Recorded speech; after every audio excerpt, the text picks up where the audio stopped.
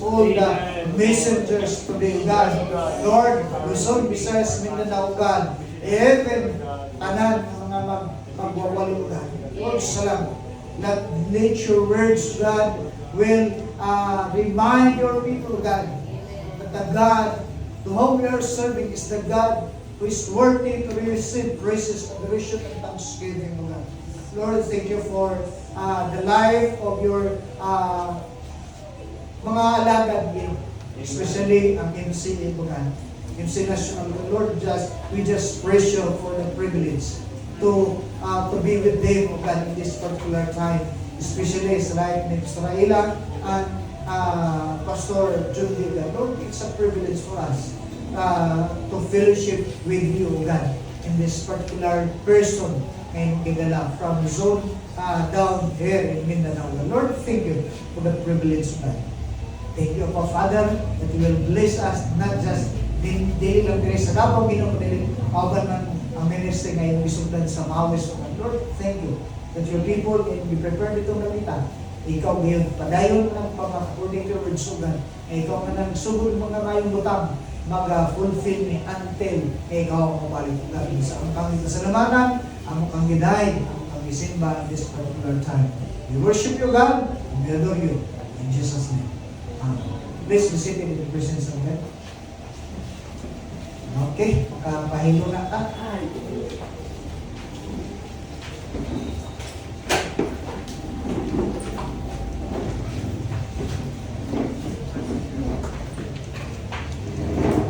Makapahilo na ta sa mga kuranan para ang atong pag-focus atong pamalanong sa pulong sa Ginoo. Kani, kaning imported ni. Dili exported, imported. Ako lang i-introduce sa inyo. Bahala din siya kasabot o Bisaya, pero atong putod sa mga mo, atong yung buhaton. Mahirapan tayo sa pumapaiso. It's my pleasure to introduce and to kanang pailahila sa inyo for a long time, more or less mga 9 years nagkakita ni sa Manila na. He was the former president of the Philippines. Former president of Mabuhay Christian Assembly. And as of today, he's also the chairman, the president. So, he's the former and the present. Chairman sa Mabuhay Christian Assembly, where I was restored by God sa ministry na di Batangas. I always called him kapatid, brother. Few times kung siguro nagtawag siya pastor, but I always call him brother. I treasure word brother, kapatid. Though we are equal in the eyes of God, but I treasure him as my kapatid. Usap ko din siya sige gamit nga pag sige encourage nga balik rin, ikaw rin mo pastor. Ang pastor ka na. Kaya ko nga, date lagi ko, date na to. Pero usan is gigamit sa Ginoo na mahimo na mag-stand as a person na ginawag sa Ginoo. So, he was single. May dalawang anak ang kaniyang asawa. Siya walang anak. Ang asawa lang niya dalawa. So, he is not available.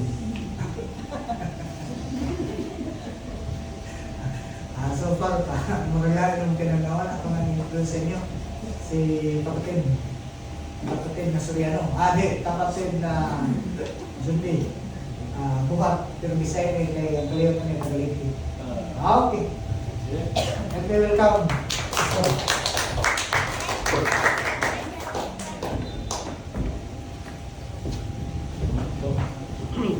Thank you, Brother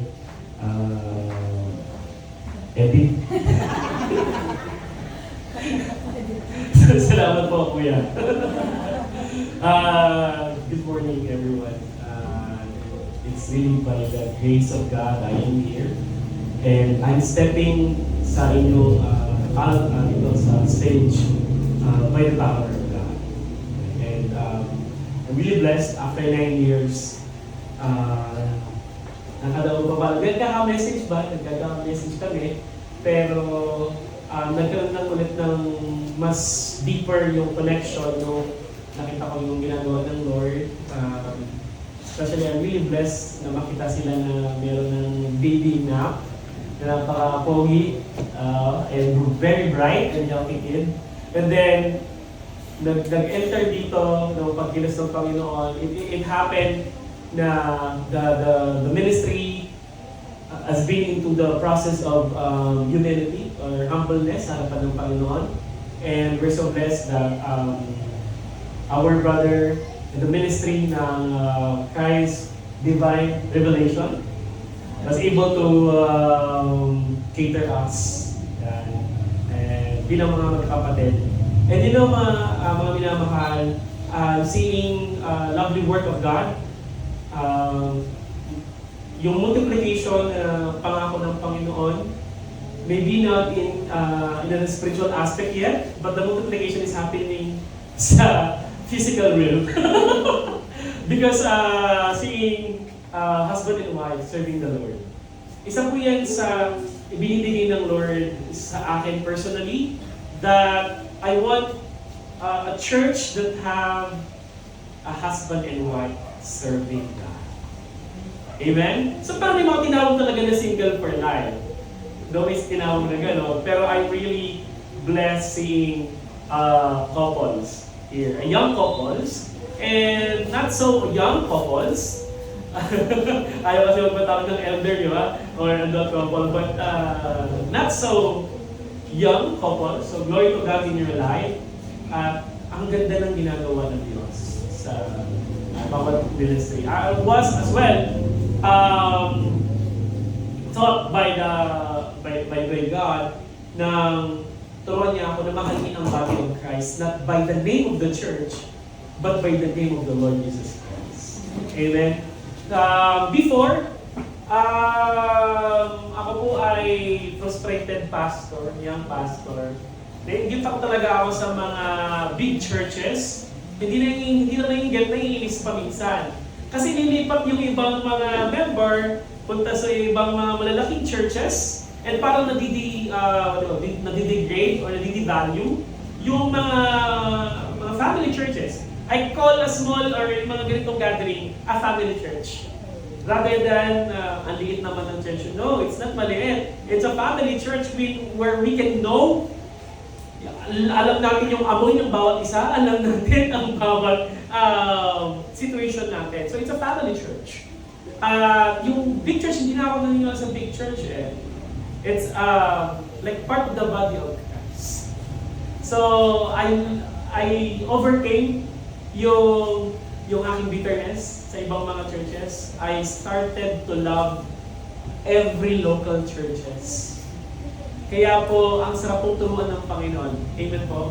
Masarap pag tinuturuan ka ng Diyos, especially when you're serving the Lord and leading the body of Christ hanggang sa kanyang muling pagbabalik. So, this morning po, I want to share to you what the Lord has done to me. Okay? Personally. And as a pastor, leading a church after pandemic, ano ba ang mga unang tinuro sa akin ng Panginoon? Alam niyo po, the pandemic is not just an earthly virus. May effect po ang pandemic to some Christians, some churches. Nagkaroon din po yan ng spiritual malfunction after pandemic. And isa sa tinuro sa akin ng Panginoong Diyos after pandemic, kung paano ulit mapapasimula ang iglesia to do the things of the kingdom of God. Discipleship, evangelism, paano ulit yung gagawin malfunction sila for several years, like 2 years ba tama? 2 years, no? Na nag-pandemic. And isa sa mga binigay ng Lord sa akin is to have a spiritual assessment. A spiritual assessment. I know this church, you everyone, my co-brothers and sisters in Christ, wala problema sa Spirito ng Diyos. Of course, the Spirit of God is perfect. The Spirit of God is God. The Spirit of God is holy. And once na ang kanyang church ay naglilingkod sa Panginoon, ang binibigay niya sa atin ay gift of the Holy Spirit. Tama po? Hindi pwedeng walang gift of the Holy Spirit. Ang maliit na, ang family church, or sabi ko nga dati, maliit na church, madalas po, pag nagsisimula pa lamang ang church, ang pastor, parang siya po lahat. Siya yung, ang pastor na hindi kumakanta, biglang natututong kumanta. Di ba ba? Ang pastor na hindi takot magsalita, biglang nagiging magaling magsalita, nagtuturo siya. Di ba ba? Na nakakapag-evangelize and everything, from being a simple person, nagiging amazing person. Why? Because of the gift of the Holy Spirit. And then eventually, ang pastor natin, unti-unti, dahil nagdi-disciple, nagkakaroon ng mga tao, unti-unti nagdi-distribute. Okay po? At yung pastor, hindi na po makikita na siya lahat. Siya rin naglilinis, siya pa yung nagpe-preside, siya pa yung nagluluto sa inyo, siya pa yung, ano tawag dito? Siya lahat. Siya para siyang SM. We got it all for you. Di ba ba? A very multitasking servant of God. Pero again, eventually, ang pastor, nade-develop yung distribution of the gift of the Spirit to the body of Christ. Kaya biglang, yung isang tao na, siya na yung agad yung nagiging tumutugtog, dating hindi marunong, biglang natutugtog, yung dating hindi tumatayo, nadalang nakaupo, biglang nandito na. It is not because you're talented, it is because the Spirit of God. And that is the gift of the Holy Spirit. Kaya ang church ay nabubuhay sa kapangyarihan ng Diyos. And it's through the gift of the Holy Spirit. Kaya hindi ako naniniwala na kapag may umalis, parang bahala kayo dyan. Mawawalan kayo ng song leader. Mawawalan kayo ng guitarist. Mawawalan kayo ng tagalinis. No! As long that the gift, the Holy Spirit is there, biglang merong biglang matututong tumugtog. Matututo siyang magluto. Matututo siyang maglinis. Because that is the gift of the Holy Spirit. Hello? Amen? So it's not the person. It's still God. Hallelujah. The gift of the Holy Spirit. But, marami po mga naglilingkod sa Lord ang magaling sa loob ng church pero parang hindi masyadong Kristiyano pag lumabas na ng church.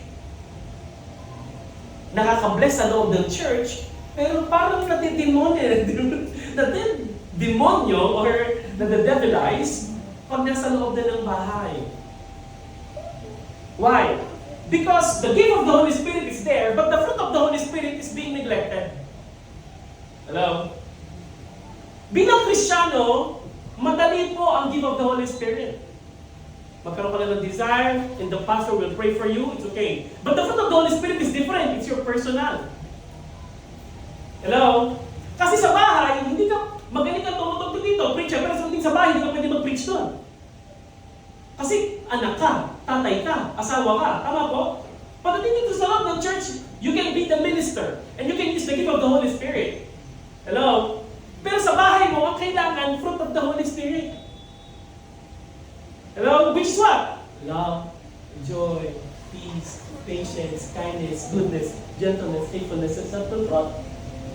Marami po na talaga namang minsan hindi po tayo nakakapag-win ng ating mga family, lalo na yung mga ikaw lang yung Kristiyano sa bahay. Tama po? It is not because of kahit ang galing-galing, ang dami mo na evangelize pag nasa loob ka ng church, pero pagdating sa bahay mo, hindi mo sila magawa ng masyaran at hindi sila nabibless sa'yo. Why? Because of the fruit of the Holy Spirit. We only focuses sa gift, but not in the fruit. But you know what, my dear brothers and sisters, dapat po, habang lumalago ka sa gift, dapat lumalago din ang iyong fruit. Amen? You are being adored inside the church. But outside the church, hindi ka masyadong ma-acknowledge because you are what?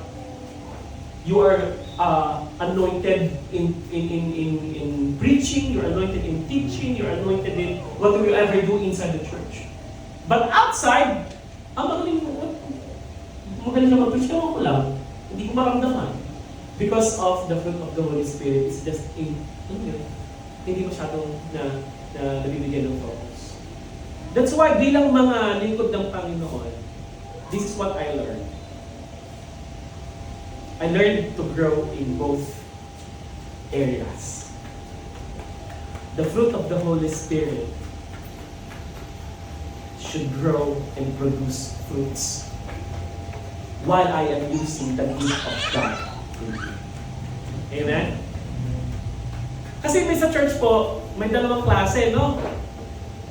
May mga gift of the Holy Spirit pero masasama ugali. Meron namang mababait pero walang talent. Kaya yung mga mababait nakaupo lang. Ganyan lang, ganyan. Pero wala silang talent. Yung parang hindi kami tututong, hindi kami harapan. Pero sila yung may magandang ugali. Tama po? Tapos meron naman mga talented, sila yung mga parang, nako, pag walang fruit of the Holy Spirit ang mga worship team, may yabang-yabang yan. Hindi dito ha, sa church namin. Hindi talaga napansin ko. Hindi mo makikita nakikinig sa preaching, hindi mo nakikita nag-stay sa loob ng mga, hindi mo hatid ng mga prayer meeting, kasi worship din sila. Anything outside worship team, they do not do. Kasi their gift is music. That's why they do not evangelize, because their gift is music. But no! Nakikita po natin, no? Ngayon, hindi mag-grow ang church kapag hiwalay. May Kristiyanong may gift of the Holy Spirit. May Kristiyanong may fruit of the Holy Spirit. Pwede ba yung magkaiba? No. It should be both. Agree po? Amen po? It should be both. Habang bumabait ka, gumagaling ka din. At habang gumagaling ka, bumabait ka din. Kaya po, I was corrected by that. Ginawa ang naging desire ko dati, nag-focus ako sa galing. Pero hindi na pala ako nagiging mabuti. Nakakalimutan ko yung asawa ko, nakakalimutan ko yung mga respect ko sa mga elders. Why? Because I want to be good. But I established the gift of the Spirit. Pero parang walang nag-bless sa akin. Parang yung mga tao, parang kapag nandyan ka, hindi ka nagiging ilaw, nagiging apoy ka. Napapasok sila. Mga kapatid, tayo ay ilaw para magliwanag. Pero minsan, nagiging apoy tayo. We do not shed light. We shed warmth and hotness. Maraming napapasok kasi sobrang apoy natin. Hello? Maraming mga Kristiyanong, yes Lord, on fire, on fire! Sa sobrang on fire mo, maraming napasok. Maraming nawala.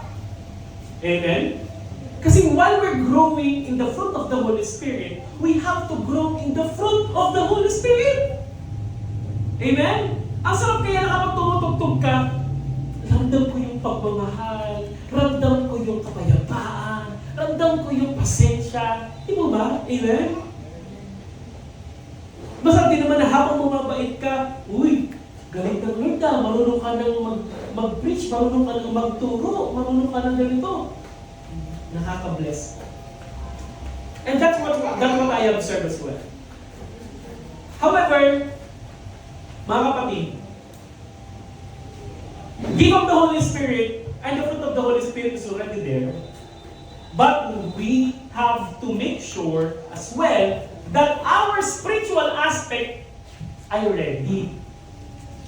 Again, may fruit of the Holy Spirit, may gift of the Holy Spirit, but our spirit, our body, di ba ay composed ng body, soul, and spirit.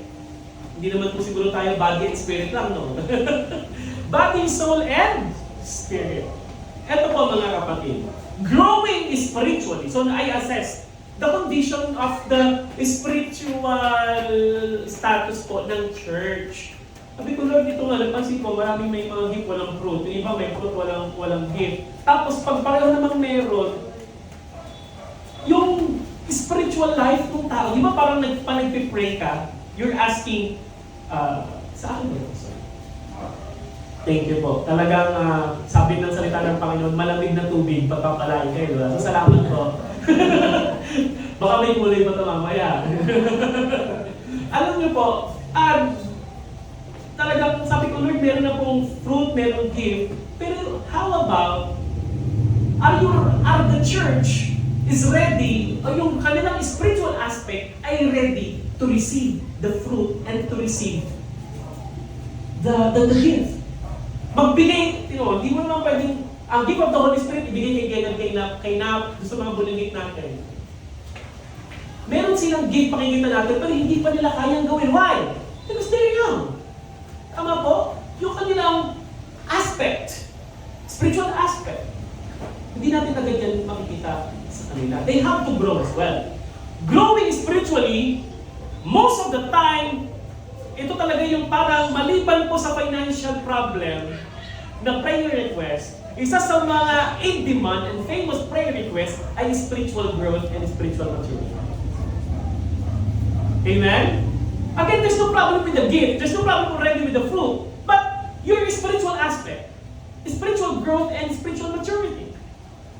Are you ready for the fruit and are you ready for the gift? Growing or spiritual growth will benefit the people and the church to stand amidst of the challenges in life. Marami pong mga church ang hindi tumatagal because the spiritual growth is not growing.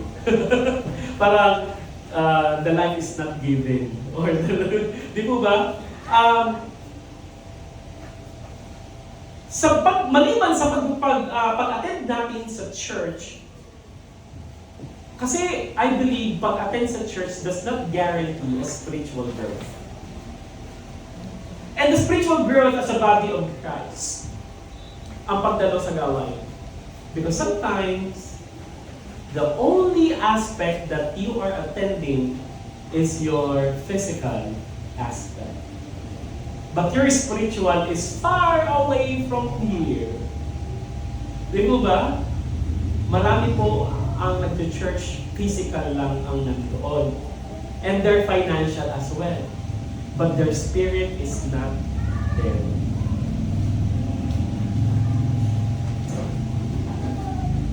Spiritual growth requires or should manifest as spiritual functions. Dapat gumagalaw. Paano po? Ito po, nung ang wife ko po ay nagkaroon ng anak, sabi ni Pastor kasi babae lang nanganganak. Pero nung naging magulang po ako, okay na yon, mas magandang term, nung naging magulang po ako, as I observe, nung pinanganak si Yeshua, ang aking panganay, and si Ezra, ang aking bunso, nire-record po sila ng newborn screening. Tama po sa mga nagkaroon na ng mga anak. Nire-record sila ng newborn screening. Bakit? The purpose of newborn screening is to detect potentially fatal or disabling conditions in newborns as early as possible. So they have to check, itong mga batang to, sa blood niya may makikitang mga disabilities that can possibly mag-create in the future ng weakness para hindi siya maging able na bata. Makikita agad kung may problema sa pandinig, may problema sa mata, may problema sa dila, may problema sa brain, may problema in every other part. That's why it's a newborn screening. That's why, sabi ko, Lord, sana meron di po palang newborn again screening. Yung pag na-born again ka, i-screen ka kaagad, ito pang born again na ito, magiging problema ng church. Ito po bang born again na to ay magiging spiritually blind? Christian. Tama? Ang taga-taga mo lang ini-evangelize, pinupuntahan sa bahay. Hindi mo mamahila-hila. At hindi lumalakad sa katotohanan at katuwiran ng Panginoon. Disabled Christian yun. Hello? Yung ilang beses mo nang tinuruan, ilang beses mo nang nagkaroon ng revival, na-explain, tapos maya-maya, mali ang desisyon sa buhay. May problema niya sa hearing kasi hindi nakikinig. His spiritual senses is disabled. Di mo ba pag pinapanganak, unang tinitingnan yung genitals. Babae, lalaki. So, declare your gender. Then, pinapalo yun pa sa puwet, hindi sa mukha, syempre. Ay, sorry, nagkamali ako kasi mukhang puwet. Hindi mo ganun, grabe naman. Grabe naman po yun. Kawawa, napakasalbahin ng doktor na yung pag ganun yung ginawa. Dok, ba't sa mukha mo pinalo? Para po malaman kung buhay or mayroong boses and yung breathing ng bata. Sabi ko nga, siguro pag newborn again, dapat pinapalo agad. Malaman natin, buhay ba itong born again na to? Baka hindi eh. Baka ano lang to. Kasi ano po yun? Yung lifespan ng pagiging born again, ang dali lang. Alam mo yung parang namatay agad yung born again spirit niya. Kawawa naman. So dapat ipagluksan natin. Na-imagine niyo po yung na-imagine ko. The way it should happen. Tapos ilalapit yun sa nanay to sense the motherhood. Kaya ang born again po, dapat yan, yung new born again, ipapakilala mo yung pastor mo, ipapakilala mo yung leader. Di po ba? Ganun dapat ipapakilala sa body of Christ, sa family. Dadali kapag bagong panganak, sayang yung mga lolo at lola, wow, kita mo, kahit hindi talaga cute. Pero cute, matuwa talaga sila. Kasi bakit? Family eh. Di po ba? Ngayon dapat sa church, pag may new born again, nag-conceive, consolidation, tama? Nag-consolidate, nag-conquest, tapos tinuruan natin, tapos dadalhin mo na kagad sa church. Pagdating sa church, dapat yung mga kamag-anak, yung family, wow, hi, good morning, kapag hindi naman hindi yun kamag-anak. Di mo ba? May celebration pag may bagong mga newborn again. Tama po? Kasi the relationship, it builds relationship. Then after ilang hours po na kapag papadedeni ng nanay, di ba? Taste. Minsan kasi meron po pala na hindi nagsasak ng sa bebe, nagsusukay, kasi may problem pala sa throat, sa mouth. Tapos meron siyang allergy sa mga gatas. Yung mga ganun pong incident, no? Tapos, after 24 hours, yung newborn screening, i-check yung eyes, i-check yung ears, yung blood, etc. And then, pagka nakauwi na, di po ba parang unti-unti makikita natin yung bata, bumulat yung mata, yung ganyan na, tapos nakakakita na siya, tuwa siyempre tayo. Tapos yan, biglang i-close open, close open, close open. Bakit? Para ma-practice na yung head niya. Tapos yung grip niya, yung strong yung touch niya, kung kaya na niyang humawak, di po ba? Tapos, eventually, habang masyado ko nag-ano sa baby, eventually, makikita mo yung bata, pagkatapos na biglang magsasalita, Mama, Papa, praise God, parang tumatawag na, Hallelujah! Yung pag nag-newborn again ka, bigla ka ng, Praise God! Hallelujah! Di ba? Kasi nung hindi pa naman tayo born again, hindi naman tayo nag-praise the Lord, hindi naman tayo nag-hallelujah. Kung nag-praise God ba tayo, nanlalaki tayo doon. Di ba? Uy, hallelujah! Yung mga yan, hallelujah yan, hallelujah! Paglalaki. Pero nung nandito ka na sa loob, nung nag-newborn again ka, amen? Na-born again ka, mag-start ka na ng praise God, hallelujah, amen, in a natural way.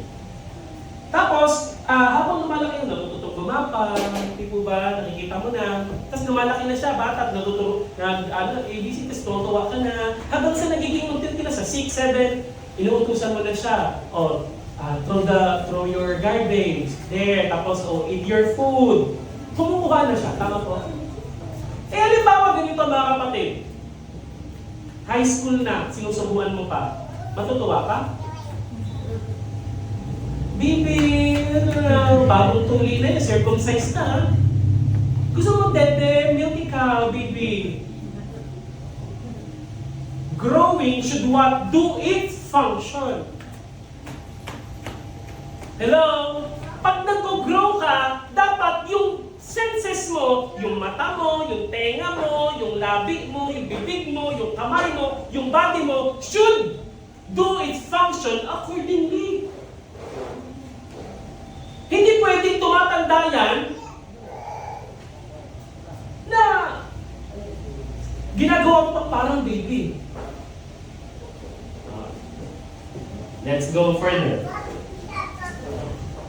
Alam niyo ba yung mga bugtong-bugtong?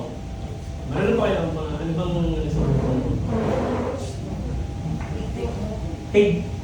Tig mo? Alam ba po? Ayan na, hindi mo pa nakikita. Hangin, no? Mali.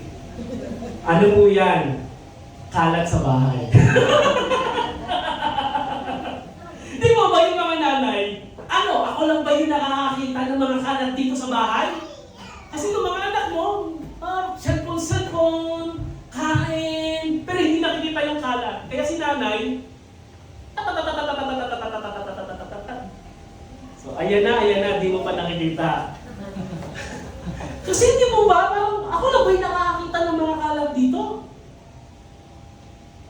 Matatanda na pero hindi pa na alam ang salitang paglilinis. Matatanda na. Nakita namang may hugasin. Hindi talaga titignan yung hugasin. Wala akong nakita, sorry, hindi ko po nakita. Oh, may problema. Tama po? Kung baga sabihin natin mga kapatid, alam mo na may gawain. Alam mo na may commitment na ganitong oras, meron tayong prayer and fasting, meron tayong mga gagawing mga activity. Pero magpapaniwala ka lang, ay sorry, hindi ko nakita. Lalo sa messenger, yung mga sin zone. Nakita mo na may message si pastor, may nakita mo ng message, yung leader mo, pero hindi mo pinansin. Ay sorry, hindi ko napansin. May problema mata mo. Tama po? May problema ang mata kapag alam mo nang simple kang magkasala at mapalayo ka sa Panginoon, pero di mo pa pinansin, may problema mata mo. Alam mo na ang bangin ng kasalanan niyan, pimunta ka pa. Ay, hindi ko napansin, akala ko. It's very weird. There's a problem. Ibig sabihin, yung function mo, it's not growing. It's not functioning. Di po ba? Unacceptable din po na kapag yung anak mo lumalaki pero di mo mapakinabangan sa gawain bahay. Kumbaga, yung mga bata na dapat nauutusan mo na yan, tama po? Pero pag tumanda na, inutusan mo maglaba, maglinis ng bahay at hindi ginagawa, anong mararamdaman ng parent? Maiinis po. So, ganoon din po sa church. Ang born again, lumalago. Ang born again, lumalaki. Tama po? Hindi lumalaki pa ganyan. Lumalaki pa gano'n na lang po. Ikaw, di mo ba? Lumalaki. Growing. Di mo ba? Huwag po natin, ang growing po hindi pa gano'n ha. Ang growing po pa gano'n. Bawal po mag-usapan pag pa gano'n. Pag tinawag po ang isang anak, tapos hindi mo marinig, alam mo yun, nakakainis talaga. Ilang beses munang tinatawagan, tapos pinapatayan ka ng phone or hindi nakailang miss call ka na, wala pa kailang talaga sa'yo. It's really hard. Ngayon nagagalit ako. Ilang beses yung mga disciple ko, pag sinabi ko, pinatawagan ko na, ayaw pa rin, pinuntahan mo na, hindi pa rin nakikinig, may problema talaga. Pero hindi ako dapat mainis.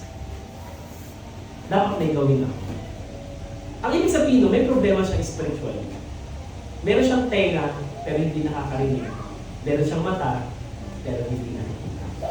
And it's very, literally, sinabi yan ng Panginoong Yesus in Matthew 13, verse 13. Nagsasalita ako sa kanila sa pamamagitan ng talinghaga sapagkat tumitingin sila, ngunit hindi nakakakita at nakikinig. Ngunit hindi naman nakakarinig ni nakakaunawa man. God, Jesus Christ, clearly see the condition of their spiritual aspect. Our spiritual aspect, our spirit has also, eyes, ears. It's like the image of God. Kasi nung tayo po nilikha, hello, we are what? We are created in the image of God. However, in the Spirit of God, kaya nga sabi po sa atin, kaya tayo born again kasi namatay po yung ating spirit. Hello? So may buhay yung ating spirit. And then eventually, lumalago po yan. Dapat, habang lumalaki ka, nagkakaroon ka na, nag-birthday ka spiritually, 1 year na akong born again, 2 years na ako, 3 years, 4 years, 5 years, 6 years, 7 years, 8 years, 9 years, hello? Pansinin nyo, may mga Kristiyano, 11 years ng Kristiyano, pero hindi mo mapapakinabangan sa loob ng church. Hindi mo mapapakinabangan sa loob ng iglesia. Why? There was a malfunction nung bata pala, nung na-born again siya, hindi niya nagawa ng tama. Yung kanyang senses, ano po ba mga senses natin bilang tao? We have eyesight, yung vision. We have taste, we have smell, we have hearing. Tama po ba? And the physical senses. Right? Wala po tayong six senses. Six senses. Alam niyo po yung sa six sense yung ganun. Yung merong third eye. Ang tawag po doon is spiritual senses. Dito po ba? Okay? In 2 Kings chapter 6 verse 7, si Eliseo, at siya'y nanalangin, Yahweh, buksan po ninyo ang kanyang paningin nang siya'y makakita. So, kung ikaw ay baguhan, isipin mo, paano, may mata naman, pero hindi nakakita. Ano yun? Bulag? Pero ang nakita po nila, the spiritual eyes were open. Agree po? Amen po? Pinakinggan ni Yahweh ang panalangin at nakita ng katulong ni Eliseo na ang bundok ay punong-puno ng mga kabayo at karwahing apoy na nakapaligid kay Eliseo. Alam niyo po, natutuwa ako pag nababasa ko din yan. Kasi, bakit kaya hindi nabanggit ang pangalan ng anong yan? Ng lingkod na yan? Sinabi lang doon lingkod. Kasi wala siyang magandang ginawa. Hindi ka recognize kasi alam mo yung kanyang eyes, naglilingkod siya kasama. Alam niyo po, hindi ba yan din yung kay Naaman, yung nanghingi, tapos nagkakaitong siya? Gehazi? O, siya ba yun? Hindi. Diba? Parang siya din yun. Alam niyo po, nakakalungkot lang no, na kasama siya naglilingkod pero hindi niya nakita. May mga kasama kang Kristiyano sa loob ng church. Hindi nakikita ang galaw ng Diyos. Ang tingin nila, ano ba yan? Ang liit lang ng church. Ano ba yan? Tayo-tayo lang. Alam niyo po yun, that person, that born again, lost his eyesight. Hindi nakikita ang galaw ng Diyos. Ang nakikita niya, problema. Ang nakikita niya, yung gawa ng masama. May mga Kristiyano na tinitig. Pag pumunta sa church, ano ba yung pastor natin? Ano ba naman yung magagawa natin? Ano ba yung mga... Lord! May problema mata na. His spiritual eyes is not properly functioning. Agree, mga kapatid? Hello? That's why the prayer of Eliseo, Lord, let his eyes be open. And mga kapatid, I believe that this church right now, in 9 years, your eyes or spiritual eyes are widely and clearly see the works of God in this church. Amen? Can you give a mighty clap offering? If you're seeing His works, His ways. Yung mga born again na malabo ang mata. Pag dumadating ang problema, nawawala. Umiiyak, nagwawala. Pag hindi nawawala, nagwawala. Di ba ba? Pero yung mga born again na may malinaw na mata sa gawa ng Panginoon, kahit bumababa ang attendance, ang finances, ang sasabihin nyo, ang galing ng Diyos, may ginagawa ang Panginoon sa wari. You always see the works of God. May gagawin ng Diyos, gagawin tayo. Sa mag-asawa, ng mga young couples, I'm telling you, minsan, walang kakwenta-kwentang bagay pagtatalunan talaga yan. Promise. Pinaka-worst namin pag-aaway, alam niyo na kung ano? Yung mag-asawa, mineral water. May alam niyo po, may pagtatalo kami na Hindi kami nagkita sa mall. Nasa kabilang ano ko. Nagkasali sila kami. 3 araw kami hindi nag-uusap dahil lang doon. Di mo ba? Ang weird na mga ganun, no? Mga kapatid, dadaan tayo sa mga ganung pagsubok. Pero kung malinaw ang iyong spiritual eyes, you see the works of God. May ginagawa kasi ang Lord kaya ganyan. Amen? Pag may sakit, ano ba naman tayo pinapahirapan ng Panginoon? Ano ba naman to? Mayroon pa tayong ganito, negative agad. Siguro may kasalanan kang hindi mo pinagsisisihan kaya ganyan ka. Grabe naman! Hindi mo pwedeng dumadanas na talaga i-level up ng Lord ang kanyang buhay kaya siya gano'n? Hello? Mga kapatid, consider the spiritual disability might happen. That's why many Christians are just growing physically but not growing spiritually. The true growth of your spirituality should manifest a healthy spiritual life. Saul versus David. Isa talaga sa mga gusto ko to. Saul physically is capable to be king. Tama po? Matangkad, matikas. Kaya siya naging king. And the Spirit of God came upon him. Naranasan po talaga niya magkilos ng Panginoon. Laban kung laban, panalo kung panalo si Saul. However, his spirit is immature. Hello? Do you agree? Physically, capable si King Saul. And the Spirit of God came upon him, kaya every laban niya, panalo agad siya. Pero, ang kanyang spirit is immature. Hindi nag-grow. Kaya agad sumuway siya sa Panginoon. Hello? However, in the other hand, David, physically, incapable yet. Mukha siyang capable. Bakit? Bata. Tama po. Kaya nga hindi siya pinansin ng tatay niya. Hindi rin siya pinansin ng mga kapatid niya. Hello? Pero you know what? His spirit is very capable. Bata pa siya, pero his spirit is capable. That's why he defeated Goliath. Because spiritually, capable na siya. Kaya niya. Bili mo sino makakapagtalo ng imagine? They could never imagine that a young shepherd can kill a mighty soldier. Not because of his physical appearance, but because of his maturity spiritually. Sabi niya, nilalait niyo yung Diyos namin. Pero yung mga soldier, wala, laki na. Pero si David, ang concern niya, hindi yung physical. Ang kino-concern niya, sino ka para laitin mo ang Diyos ko? Kapag nag-grow ka spiritually, concern mo ang patungkol sa kingdom ng Diyos. Hello? Amen po? Pero yung tumatanda ka dito, wala kang pakalam sa mga tungtugan, sa mga revival, sa mga fasting, sa mga tumatanda ka lang. I am telling you, you cannot defeat Goliath. But if you are growing spiritually, as you are growing physically, as you growing in your in your gift of the Holy Spirit and in the fruit of the Holy Spirit, you can defeat as many Goliath as you can.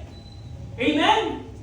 The Goliath of your family, the Goliath of this ministry, the Goliath of your community, you can defeat that. Because what? Because your spiritual life is growing and doing its function accordingly. Amen? Pwede ba palapakan natin ng Panginoon? And that's why David became a man after God's own heart. Kaya po yung ating spiritual eyes should be open. Let's see.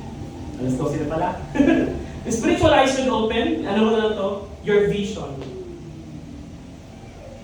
How do you see things in life? How do you see the works of God more than the problem? a person that is growing spiritually, his eyes is widely open. Amen? Hindi mo na tinitingnan ang problema. Tinitingnan mo ang kayang gawin ng Diyos sa problema mo. Hallelujah! Next is spiritual ears. In the way to Damascus, si Paul po, siya lang ang nakarinig ng tinig ng Diyos. Tama po? Si Elijah, nung nagkaroon siya ng instances na meron siyang, may dinidil ang Lord sa kanya, ang narinig niya ay still small voice ng Lord. Amen? So I pray for you to obey the will of God, for you to obey His command. Yung spiritual ears mo talagang Lord, naririnig ka. Alam niyo po yung kapag nagbabible reading ka, biglang usap sa mga tinig ng Diyos. Amen? It is spiritual ears. That's why you have to listen. Hindi, ang Diyos ay hindi sumisigaw kahit kailan. Pag sumigaw ang Diyos, malayo ka sa Kanya. Pero kaya bumubulong ang Diyos kasi lagi siyang malapit sa atin. Hindi kailangan sumigaw.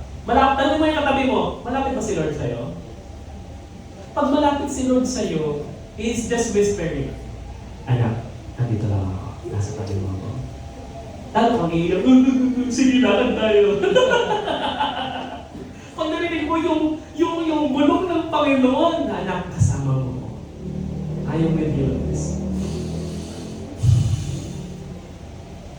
Ang sarap po marinig lagi ang ginig ng Panginoon. Si Satan, lagi niyang sumisigaw. Kasi bakit? Malalim siya. Hindi niya tayo kaya lapitan dahil kasama natin si Lord. Di ko ba sinabi ng James yan? Umahatungan na parang leon. Parang, kasi hindi talaga siya leon. Nagpapanggap lang siyang leon. Maingay lang yan sa labas. Makasalanan ka! Dati kang ganito, dati kang ganyan.